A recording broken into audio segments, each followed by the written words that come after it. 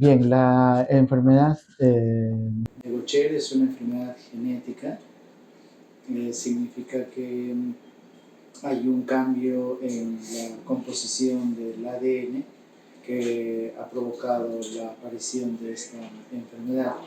En la mayoría de los casos, esta enfermedad es hereditaria a partir de ambos padres, es decir, que los padres son portadores de la condición genética y esto hace de que exista un riesgo de recurrencia en un siguiente hijo de una manera mayor o superior o exponencial si comparamos con la población en general. De ahí la importancia de asegurarnos el diagnóstico genético y asegurarnos también el diagnóstico genético, perdón, en el niño y también el diagnóstico genético en los padres. Esta es una enfermedad que está dentro de los errores innatos del metabolismo, que es un grupo de enfermedades genéticas y específicamente dentro de las esfingolipidosis, que lo que va a ocurrir en esta condición es el acúmulo progresivo justamente de estas moléculas, de los esfingolípidos, que son un tipo de, de ácidos grasos, digamos, y se va acumulando de manera progresiva en una estructura subcelular, específicamente en una organela, en el lisosoma de manera progresiva, ¿no? De tal forma que eso entonces está relacionado directamente a la aparición de los síntomas. La aparición de los síntomas entonces van a ir ocurriendo de manera progresiva si es que no se hace un diagnóstico oportuno. Estas manifestaciones clínicas entonces va a depender eh, del tipo de cambio genético y sobre todo de cómo va a estar relacionado al funcionamiento de una molécula, específicamente la enzima, que es la que está deficiente y que no procesa adecuadamente los esfingolípidos. Esta enzima, entonces mientras menos actividad tenga, probablemente los síntomas sean mucho más precoces o mucho más o pueden aparecer en la etapa incluso prenatal, ¿no? Ahora, en la mayoría de los pacientes, las características clínicas que van a tener, en algunos casos se manifiesta como falta de crecimiento adecuado y empiezan a tener un aumento del volumen del abdomen, ¿no? Sobre todo esto por un crecimiento excesivo de dos órganos abdominales o intraabdominales, entonces tendríamos el crecimiento y el crecimiento del hígado. Ahora, dentro del crecimiento del hígado, o sea, es un crecimiento pero que no está relacionado directamente a un mal funcionamiento del hígado, sino por este acúmulo progresivo de estas sustancias que son los esfingolípidos.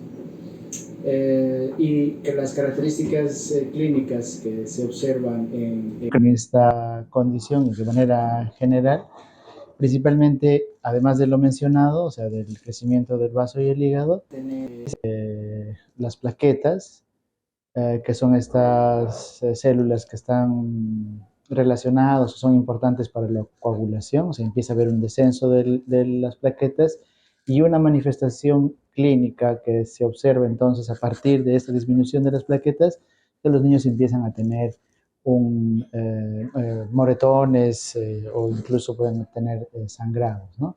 Luego también pueden hacer una disminución de los glóbulos rojos, los glóbulos blancos, y, por ejemplo, van a tener anemia, además eso relacionado a los glóbulos rojos y los glóbulos blancos, una disminución en las mismas defensas, ¿no? De tal forma de que podrían tener incluso alguna infección eh, medio grave, ¿no? Otras características que en algunos pacientes pueden presentar, no todos, digamos, pero en algún grupo específico, es un compromiso neurológico, ¿no? Pueden tener retraso en el desarrollo psicomotor, ¿no? Y esto puede afectar incluso el funcionamiento a nivel ocular, el funcionamiento a nivel, lógicamente, intelectual.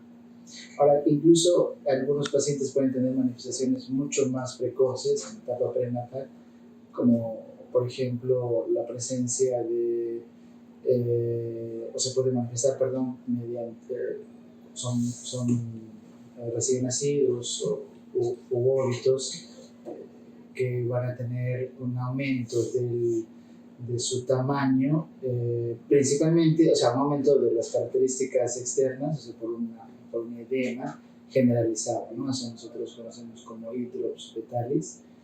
Y a veces, lógicamente, estos niños llegan a fallecer, ¿no? ¿Y esto por qué ocurre? Porque hay la aparición más precoz, como habíamos comentado, por una actividad de esta enzima que es importante para el funcionamiento o para la degradación, perdón, de los esfingolípidos. Entonces, ¿cuál sería el tratamiento que se debería ofrecer a estos pacientes? Lógicamente el tratamiento es reemplazar la enzima que está defectuosa, ¿no? Se reemplaza la enzima defectuosa de tal manera que empieza a degradarse de manera más cercana a la normalidad estos esfingolípidos y por lo tanto los síntomas van a ir disminuyendo también de manera progresiva, ¿no?